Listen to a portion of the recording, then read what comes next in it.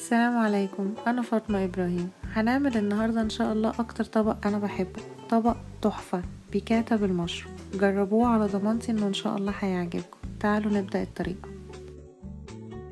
هنجيب صدور فراخ ونقطعها شرايح بالشكل ده، ونتبلها بملح وفلفل وبهارات فراخ وريحان ناشف ونص ليمونة.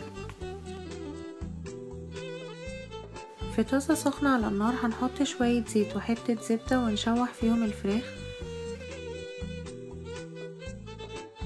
بعد حوالي 5 دقايق نقلبها على الجنب التاني ونخليها تتحمر وتاخد لون، وفي نفس الطاسة نحط المشروم جنب الفراخ ونقلبه شوية لغاية ما يدبل. لما يوصل المشروم للون ده هنشيله ونشيل الفراخ في طبق ونعمل في نفس الطاسة الصوص.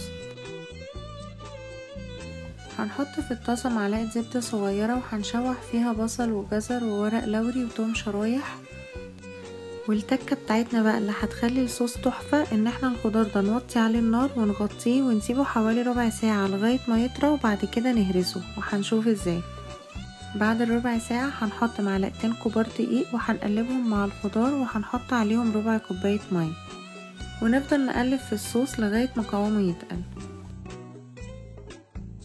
بعد الصوص ما يوصل للقوام ده هنشيل الخضار في مصفى وهنفضل نهرس فيه وننزل كل النكهة اللي فيه.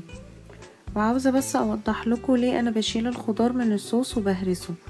ده صوص كريمي، شكله اكيد هيبقى احلى لو من غير منظر البصل والجزر اللي فيه. هيبقى شكله كده كلير وابيض فاتح وجميل، وفي نفس الوقت هنبقى اخدنا كل النكهة اللي في البصل والجزر وورق اللوري والثوم، وهيبقى شكله احلى.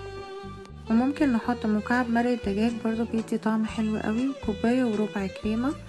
ونتبل بقى الصوص بحبة ملح وفلفل ورشة جوز الطيب ورشة بهارات.